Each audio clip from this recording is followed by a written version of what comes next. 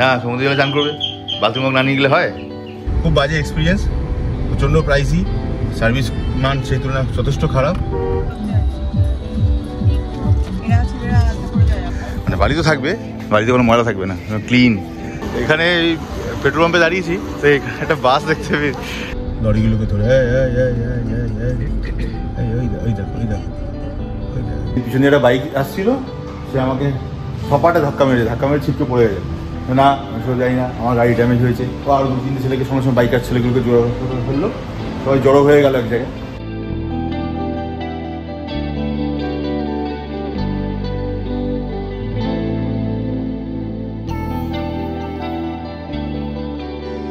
Hey, good morning and welcome back to the channel and welcome from Puri. আজকে আমরা পুরী ছেড়ে দেবো। লাগেজ আমাদের টোটাল কমপ্লিট করে গুছিয়ে ফেলেছি। বাজে এখন 9:45, উপরে চলে যাব, ব্রেকফাস্টটা করব। আজ আমরা ফিরবো কলকাতা। চলো, পুরো 11টা বাজে, ব্রেকফাস্ট আমাদের সব কমপ্লিট। পুরী থেকে বেরিয়ে যাব, সিধা বাড়ি যাবো তো নাকি? কি একটু সি বিচে ঘুরে তারপরে যাব। একটু? হ্যাঁ। কতটা একটু মানে? চলো না দেখ। বাথরুম মগ নিয়েছো? তোমার লাগবে, তুমি নাও না। সমুদ্রে গেলে চান করবে, বাথরুম মগ না নিয়ে গেলে হয়। হোটেলটা এক্সপিরিয়েন্স ভালোই ছিল, খালি একটাই দুঃখ গ্যারেজ প্রপারলি নেই, বাইরে রাখতে হয়েছিল। এমনি খুব একটা অসুবিধা কিছু নেই, বাট গাড়ি টিপটাপই আছে, অসুবিধা নেই। সামান্য ধুলোবালি তো লাগবেই। আমরা রেডি। এই আমার ছাতা লাগানো আছে বাইরে হিটটা ঠেকানোর জন্য, এবার ছাতাটা খুলে দেবো। 11:26, বাড়ি ফেরার তো পূর্ণ প্ল্যান রয়েছে, মানে রয়েছিল, এখনো পর্যন্ত আছেও, কিন্তু ভদ্রমহিলার বাড়ি ফেরার কোনো প্ল্যান দেখছি না। হ্যাঁ, উনি এখন এখান থেকে কোথায় যাবে? ওই সামনে এখান দিয়ে ব্লু ফ্ল্যাগ বিচটা দেখাচ্ছে। Blue flag? তোমরা কারা জানো এই জায়গাটা সম্বন্ধে বলো কমেন্ট করে। আমি অন্তত প্রথমবার ডিসকভার করতে যাচ্ছি, উনি হয়তো আগে গিয়ে থাকতে পারেন, আমার কোনো আইডিয়া। ওটা নতুনই হয়েছে। ও নতুন হয়েছে, মানে আলাদা করে কোনো ব্যাপারই নেই। চলো লেটস মুভ। দূরে মন্দির দেখা যাচ্ছে। আজকে আমরা চলে এসেছি পুরীর খুব কাছে, পুরীর বিখ্যাত গোল্ডেন সি বিচ। এই সি বিচটি পৃথিবীর অন্যতম, গোল্ডেন বিচ বলে লেখা আছে, ক্লিনেস্ট সি বিচ হিসেবে আখ্যায়িত। গাড়ি এখানে পার্ক করে মোটামুটি গাছের তলায় আছে। সামনে গিয়ে একটা টিকিট কাউন্টার আছে, বিচে ঢুকতে গেলে, বিচে অ্যাক্সেস করতে গেলে টিকিট লাগবে। এবার ড্রোনটা আমরা সঙ্গে নিয়ে যাচ্ছি, ড্রোনের জন্য আলাদা কিছু চার্জেস আছে কিনা চেষ্টা করবো জানতে। এখানে অনেকগুলো হোটেল আছে আশেপাশে, 2-3 রকম অপশন দেখছিলাম টিকিটের, 50 টাকা মান্থলি, হ্যান ত্যান অনেক কিছু। তবে নর্মাল খুব এন্ট্রি যেটা 20 টাকা, 20 টাকা टिकट पर पर्सन। कितना टाइम का कुछ है ऐसा कुछ? 3 घंटे के लिए, 3 घंटे के लिए एक एक जने पर हेड 20 টাকা। ওয়ে টু সি বিচ এদিকে। World organisations standards of environmental management, এখানে এন্ট্রি টিকিট দেখিয়ে এই ঢুকতে হচ্ছে। সুন্দর সাজানো গোছানো আছে মোটামুটি, ওখানে চেয়ার পাতা আছে, প্রত্যেকের জন্য সিটিং অ্যারেঞ্জমেন্ট আছে, ছাতা আছে বড় বড়। থেকে এই সি বিচটিকে ব্লু ফ্ল্যাগ বিচ হিসেবে ঘোষণা করা হয়। মানে বাড়ি তো থাকবে, বাড়িতে কোনো ময়লা থাকবে না, ক্লিন, পুরো সিটিং অ্যারেঞ্জমেন্ট রয়েছে। বসে মুখ পোড়াও শেডের তলায়, বাহ। ব্লু ফ্ল্যাগ বিচ আখ্যা মূলত দেওয়া হয় 3টি জিনিসের উপর ভিত্তি করে। 1 নম্বর ক্লিনলিনেস, সেকেন্ড হচ্ছে সেফটি, এবং থার্ড হচ্ছে ফেসিলিটিস। তো ওইখান দিয়ে ঢুকে আমরা এন্ট্রি গেট, তো 20 টাকা যদি টিকিট কেটে এমনি নর্মালি আসি, তাহলে আমাদের এই ছাতা যেগুলো লাগানো আছে এখানে এমনি আপনি ফ্রি বসতে পারেন, কোনো অসুবিধা নেই, তার জন্য কোনো চার্জেস লাগবে না। বাট এই যে ছাতা, সিঙ্গেল ছাতা দিয়ে চেয়ারগুলো আছে, এগুলো বিএমসি, এগুলো 1 ঘন্টার জন্য 2টো সিটের জন্য 50 টাকা। একটুখানি বসে আমরা বেরিয়ে যাবো, কারণ কারোর স্নান করবার নেই। ড্রোন ওড়াবার চেষ্টা করেছিলাম, ড্রোনটা এখানে অ্যালাউ করবে না বললো, সামনে নাকি রাজভবন আছে, তো সেই কারণে রেস্ট্রিক্টেড জোনের মধ্যে পড়ে যাবে হয়তো। বাট আমাকে ড্রোনে আজ কিছু দেখায়নি, বাট ও মানা করলো, আমি আর ইয়ে করিনি। ওই দেখো ঢেউ কিন্তু বেশ ভালো, বেশ ভালো। এখানে সাউন্ড কিন্তু বেশ কম্প্যাক্ট সাউন্ড, বাট ওয়েভটা ভালো করে যদি ওয়াচ করি তো বিভৎস ওয়েভ আসছে। বিকেলের দিকে বা সন্ধ্যের দিকে কিন্তু ওয়েভটা আরও বেড়ে যাবে। এখানে লাল ফ্ল্যাগ লাগানো আছে, ইয়েলো ফ্ল্যাগ লাগানো আছে, প্রত্যেকটা মিনিং আলাদা আছে। একটা নোংরা নেই, যখনই নোংরা পড়ছে, কেউ ফেলছেও, পাবলিক তো ফেলবেই, সেই নোংরাগুলো পরিষ্কার করে এখানে সামনে ডাস্টবিন রাখা আছে, সেখানে পরিষ্কার করেছে। পরিষ্কার করার লোক আলাদা করে আসছে, এসে পরিষ্কার করে নিয়ে চলে যাচ্ছে। এই টিকিট দিয়ে দিল গোল্ডেন বিচ পুরী। পুরীর সি বিচ থেকে মাত্র 1 কিলোমিটার দূরে এই পুরীর গোল্ডেন সি বিচটি অবস্থিত।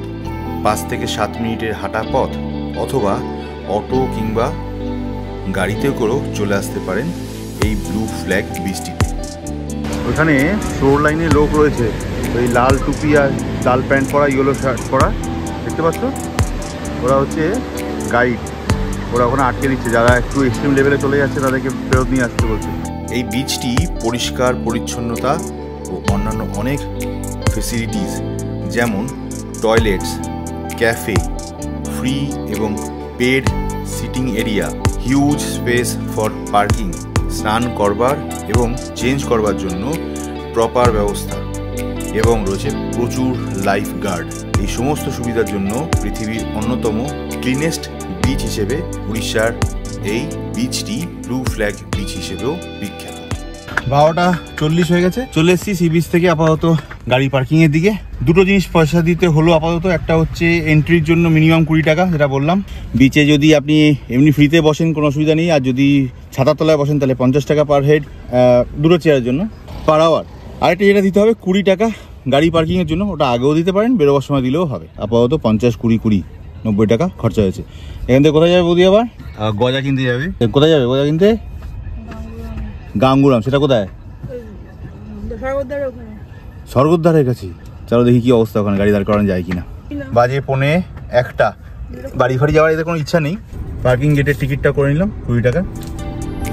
ঢুকি আমরা।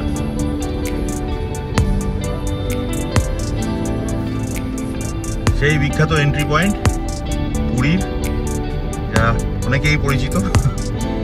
এই তো সেই আওয়াজ, পরপর সেই হোটেলগুলো, পুরী হোটেল সামনে দেখতে পাচ্ছি, ভিক্টোরিয়া, বাদিকে সি বিচ, চিরাচরিত জাম রাস্তা, যত না গাড়ি আছে তার থেকে বেশি টোটো আর অটোতে মেলা।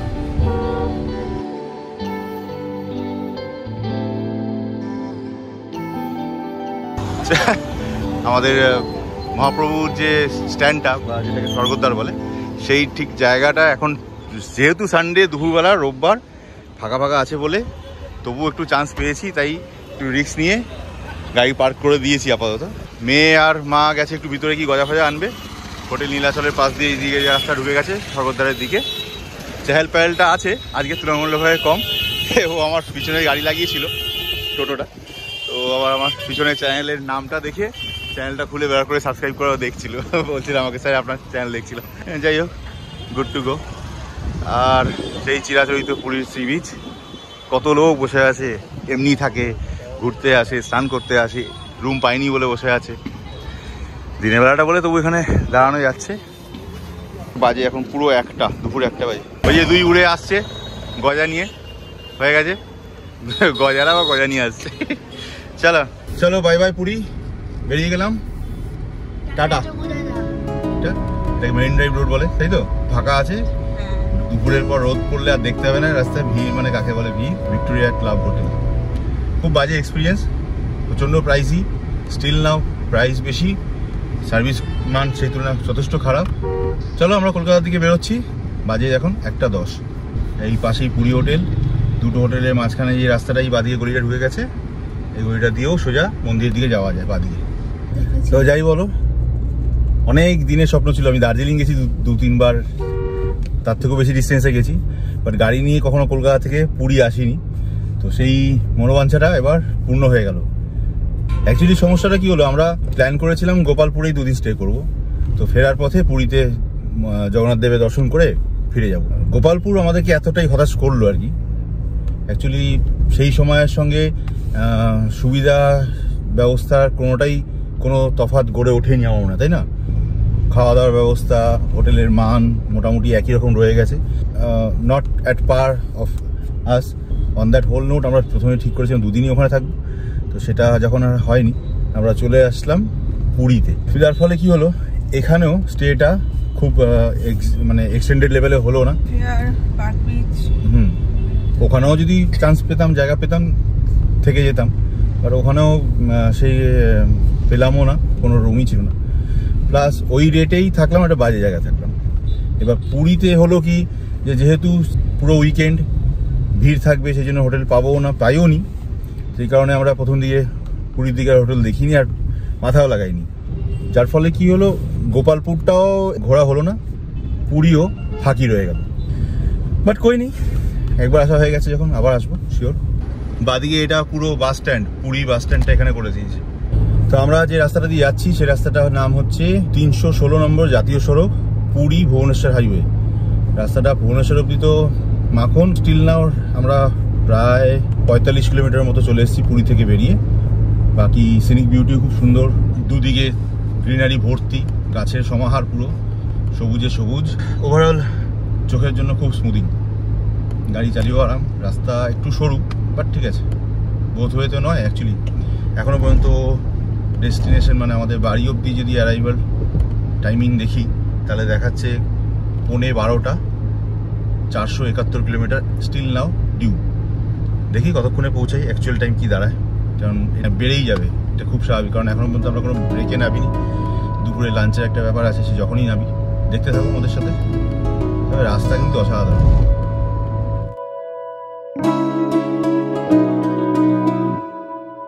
সামনে টোল আসছে, পিপলি গ্রাম জাস্ট আমরা ক্রস করছি, পিপলির উপর দিয়ে হয়তো আমরা যাচ্ছি।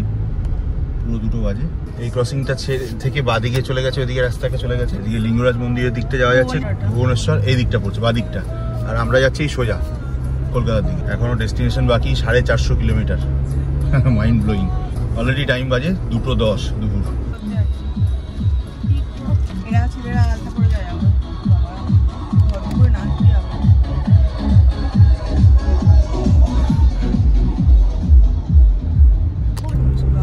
উড়িয়া বিয়ে বাড়ি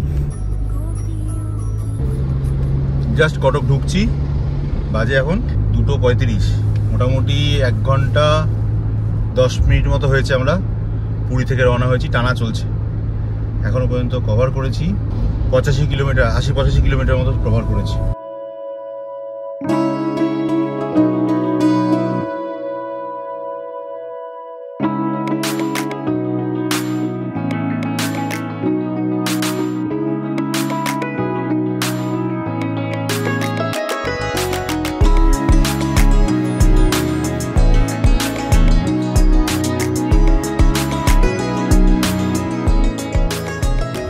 ডিজেল এখনো যা আছে 281 কিলোমিটার মতো দেখাচ্ছে রেঞ্জ, আরামসে হাফ ট্যাঙ্কের মতো আছে।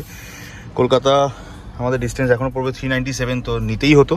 তো এখানে একটু ব্রেকও দাঁড়ালাম এক জায়গায়, তেলটা ভরে নেবো, বায়ো ব্রেকটাও নিয়ে নেবো। এই জায়গার নাম ছাত্তিয়া।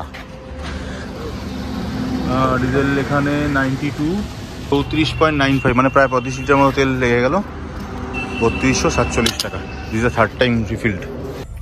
723 কিলোমিটার রেঞ্জ দেখাচ্ছে এখন ফুয়েল আপ করার পরে। আরামসে পৌঁছে যাবো। 2324 কিলোমিটার এখন পর্যন্ত রান করেছে। পুরো 115 কিলোমিটার মতো এসছি আমরা পুরী থেকে এখনো পর্যন্ত। 3:30, 2 ঘন্টা মতো হয়েছে। চলো বেরোই। খাওয়া দাওয়া কিছু হয়নি আমাদের, লাঞ্চ ফাঞ্চ তো কিছু হয়নি। তো এই কেক ফেক ছিল, একটু জল খেয়ে কেক খেয়ে আপাতত বেরোচ্ছি। চলো, জয় জগন্নাথ।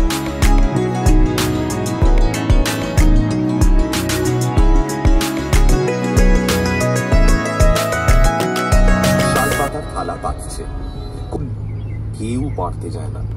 টেবিলে রাখা অ্যাটাচি কেসটা বাড়ি জানেন বলে মনে হলো, কিন্তু এখনো পর্যন্ত 236 কিলোমিটার মতো এসছি। এখনো অনেকটা পথ বাকি, প্রায় 276 কিলোমিটার বাকি। 11:48 পৌঁছাবো এরকম একটা অবস্থা। রাস্তায় কোথাও খাওয়া দাওয়া কিছু পাইনি অ্যাজ, তো বাধ্য হয়ে খুঁজতে খুঁজতেই আসছিলাম। হ্যাঁ তাই করো আর কি করো। চা বিস্কুটের একটা দোকান ফোন পেয়েছি খুঁজে, একটু চা বিস্কুটই ছাটিয়ে দেখি একটু ব্রেকও হয়ে যাবে।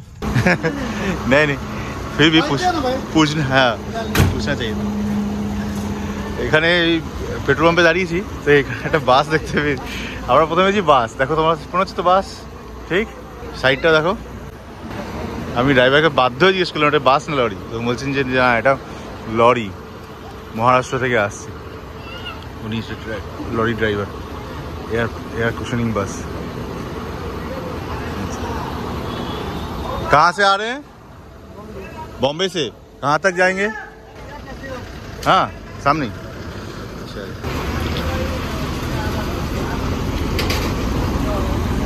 कंटेनर लाइन्स পুরো হাওয়া ফাওয়া চেক করে নেবে মনে হচ্ছে। আরও না ব্যাং মামা বসা দিন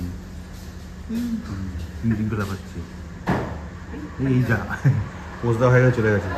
আমরা এসেছি ওই পেট্রোল পাম্পের পাশে একটা ধাবার মতো আছে, হালকা ফুলকা কিছু খেয়ে দিয়ে নিই। সত্যি কথা বলতে অনেক দেরি হবে, কখন পৌঁছাবো কী হবে, একটু হালকা চাপা না দিলে পরে কখন গিয়ে পাবো না পাবো। বাহানাগর নাকি এটাকে জায়গার নাম। প্রায় 6টা বাজে, কিন্তু বাইরে অন্ধকার দেখলে মনে হবে রাত্রি 9টা বেজে গেছে।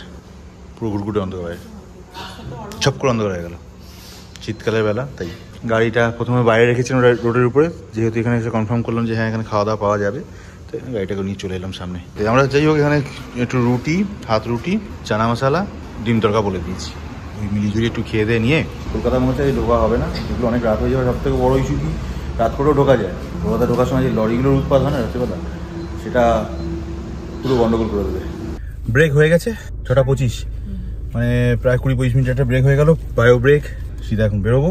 বাইরের টেম্পারেচার কিন্তু বেশ ফগি এবং হালকা ঠান্ডা। গাড়িতে তো দেখাচ্ছে বাইরের টেম্পারেচার 25 ডিগ্রির কাছাকাছি। চলো বেরোই, কতক্ষণ লাগে, কোথায় পৌঁছাই, কীভাবে জানি না। এক্সপেক্টেড অ্যারাইভাল টাইম রাত্রি 12টা 45। রান্নাঘর থেকে বেরিয়ে এসে দরটা রাইট হয়ে গেল। সকালে এসে নিয়ে যাব। বাড়ি যারা তেড়ে আসছে তাদের লোক। পূর্ণিমার আলোয় সুবর্ণরেখা নদীর উপরে বাদ দিয়ে অন্ধকারে আমরা ভূতের মতো এগিয়ে যাচ্ছি। বাজে এখন 7টা 37।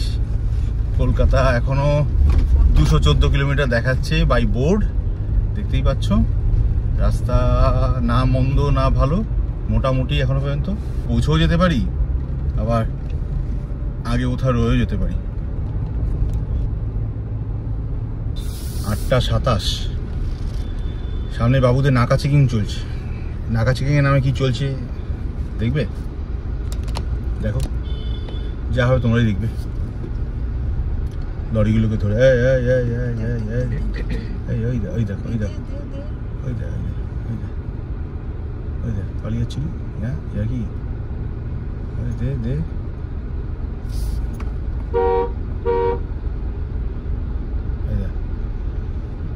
ছোটা নিল, তারপর ছাড়লো, বুঝলে? নাকা চেকিং চলছে। 9টা 5 হয়ে গেছে। আমরা আরেকবার একটা বায়ো ব্রেক নিয়ে নিলাম, লাস্ট বায়ো ব্রেক, কারণ বাইরে বেশ ঠান্ডা। ইন্ডিয়ান অয়েলে একটা বড় পেট্রোল পাম্প, ইন্ডিয়ান অয়েলের পেট্রোল পাম্পগুলো সবসময় পরিষ্কার থাকে, টয়গুলো পরিষ্কার। আরামসে হালকা হয়ে নিলাম, নিয়ে আর দাঁড়াবো না, যাই হোক না কেন, যত রাত্রি হোক না কেন বাড়ি ঢুকবো। আর 2-5 মিনিটের মধ্যে কোলাঘাট ঢুকছি। কলকাতা আমাদের বাড়ি এখনও ডিস্টেন্স বাকি 85 কিলোমিটার। ফার্স্ট কোলাঘাট পড়বে, কোলাঘাটের পর আর কোনো দাঁড়াবার জায়গা নেই, সিধা বাড়ি। রাতেরবেলা লরিগুলো চলছে ঠিকই, কিন্তু তবুও এখনও পর্যন্ত সেই অসুবিধাটা হয়নি, বিকজ আজকে সানডে, সকাল থেকে গাড়ি চলছে হয়তো, সেই কারণে লরি চলছে সারাদিন ধরে, সেই জন্য আলাদা করে কোনো লরির প্রেশার নেই।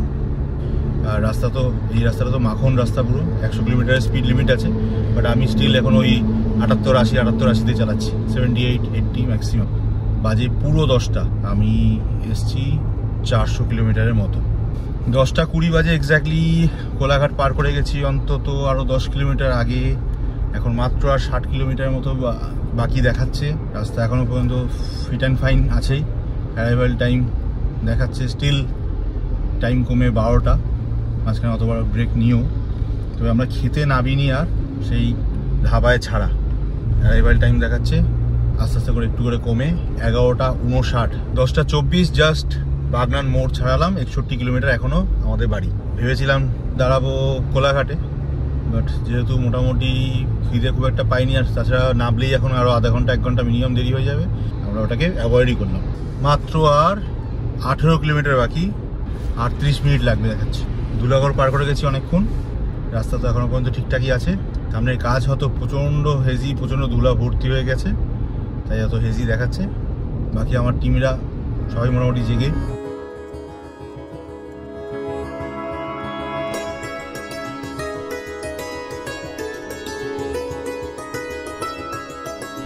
আজকের যাত্রার লাস্ট টোল বাড়ি ব্রিজ বাদিকে আর নিবেদিতা সেতু সামনে, মানে যার উপর দিয়ে আমরা যাচ্ছি।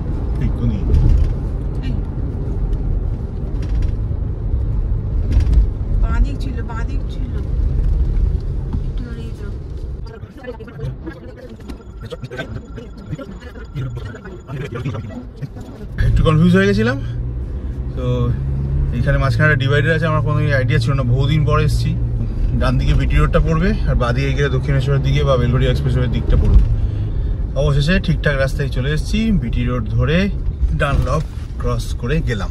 722 কিলোমিটার, মানে time for a break, driver tension লেভেলে বলছে।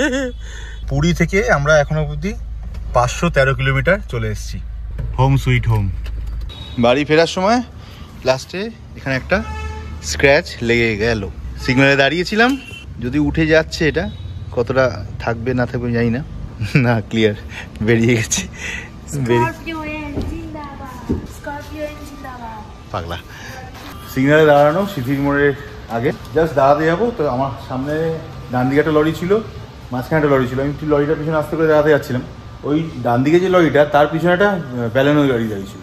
সে হঠাৎ করে ওখান থেকে দাঁড়িয়ে পা দিয়ে ঘুরিয়ে দিয়েছে, আমার লাইনে ঢুকিয়ে দিয়েছে। যে ঢুকিয়ে দিয়েছে আমি ব্রেক মেরেছি, যেই ব্রেক মেরেছি ধরাম করে একটা আওয়াজ পেলাম। আমি প্রথমে ভাবলাম আমার পিছনে জলের বোতলগুলো ছিল এরকম রাখা, সেগুলো তো সাউন্ড করছে। ওমা, তারপরে দেখি পিছন থেকে মেয়ে বলছে এই বাইকটা ধাক্কা মারলো। বাইক ধাক্কা মারলো কে? এই পিছনে একটা বাইক আসছিল, সে আমাকে সপাটে ধাক্কা মেরে ছিটকে পড়ে গেছে বাইক ফাইক নিয়ে। আমি গাড়ি থেকে নামিনি, তবুও আমি দাঁড়িয়েছিলাম, কাঁচ খুললাতে সে উঠে এসে আমাকে রীতিমতো হম্বি, হ্যাঁ আপ কেন ব্রেক লাগালেন কেন? আপনার সামনে তো অনেক জায়গা ছিল, হ্যান্ডশেক। হ্যাঁ আমার সামনে জায়গা ছিল তো, তুমি আমাকে পিছন দিকে দেখছো, আমার সামনে একটা লরি, তার সামনে আমি চলে যেতে চাইছি, সেই সময় ডান দিক থেকে হঠাৎ করে একটা গাড়ি ঢুকিয়ে দেয়। আমার ব্রেক না মেরে কি উপায় আছে কি তুমি বলো? না সব জানি না, আমার গাড়ি ড্যামেজ হয়েছে। ও আরও 2-3টে ছেলেকে সঙ্গে সঙ্গে বাইকার ছেলেগুলোকে জড়ো করে ফেললো, সবাই জড়ো হয়ে গেল এক জায়গায়। হয়ে গিয়ে আমাকে বলছে যে আমার গাড়ি হেভি ড্যামেজ হয়েছে, বলে যাচ্ছে। তো সঙ্গে এই দুটো ছেলে ছিল, তারা কিন্তু মোটামুটি একটু সেন্সিটিভ। আর কাজ খোলাতে মিসেসকে দেখেছে, মেয়েকে দেখেছে, বুঝতে পেরেছে যে ফ্যামিলির লোক। আমি বললাম আমি তোমাকে মারতে যাবো কেন, কী প্রয়োজন? আমার সামনে যদি কোনো গাড়ি ঢুকে যায়, বেলানো গাড়িটা হঠাৎ করে ঢুকে গেছিলো, তুমি দেখো সামনে তো বেলানো গাড়িটা তখন পালিয়ে যাচ্ছিলো। ও বুঝতে পেরেছে, তো চলে যাচ্ছিলো, ছেলেটা দেখেছে। এ বলছি হ্যাঁ তা তো ঠিক আছে, তোর গাড়িতে কী চোট হয়েছে দেখ, তুই দেখ। ওকে বলছে দেখ কী চোট লেগেছে। তো বলছে না অনেক ড্যামেজ হয়েছে, তুই ওনাকে বল। ও আর রিমার মেয়ে বলছে তুমি চলো। আমি চুপচাপ দাঁড়িয়ে আছি, কারণ সিগন্যালটা পড়েছিল। তো দেখুন যেই সিগন্যালটা একটু খুলেছে, একটু ওরা বাইকটাকে সাইড করেছে, মানে দাদা একটু দাঁড়িয়ে যান বলছে। যে সেটা ভালো বুঝতে পারছে। আমি আর দাঁড়াইনি, দেখলাম যে ফাঁকা হয়ে গেছে, গাড়ি গিয়ারে ফেললাম, সিধা ফোন করে পালিয়ে এসেছি। ওদের সঙ্গে বেকার কথা বলে লাভ নেই, চোট উল্টে আমাকে দিয়েছে। উল্টা চোর কোতোয়ালকে ডাটের মতো অবস্থা। কী ড্যামেজ হয়েছে না হয়েছে অ্যাজ কিছু বুঝতে পারলাম না, কোথাও তো একটা মেরেছে। অ্যাট এ গ্লান্স রাতের তো দৃষ্টিতে কিছু চোখে আসছে না, খালি ওই একটা স্ক্র্যাচই দেখতে পেয়েছিলাম, সেটা তো জানি না, সে অর্থে তো কিছু দেখছি না। গাড়ি এমনি তো ময়লা হয়েছে, বোঝা যাচ্ছে না। একটা বাইক তখন ঘষে দিয়ে চলে গেছিলো হাইওয়েতে, ওটাও টের পেলাম। একটা ধাক্কা লাগালো, কোথায় ধাক্কা লাগলো আমি নেমে কিন্তু অনেক খোঁজার চেষ্টা করলাম, সত্যি কিচ্ছু পেলাম না, কোথাও কোনো দাগ ফাগ পেলাম না। এখানে যেটা ময়লা লেগে আছে, গাড়ি ওয়াশ করা হোক তারপরে দেখছি। চলো গুড নাইট অ্যান্ড শব্বা খ্যার, সঙ্গে থাকো, দেখতে থাকো। অনেকদিন ভিডিও দিতে পারিনি, পোস্ট করি। Good night from Calcutta, day from Calcutta.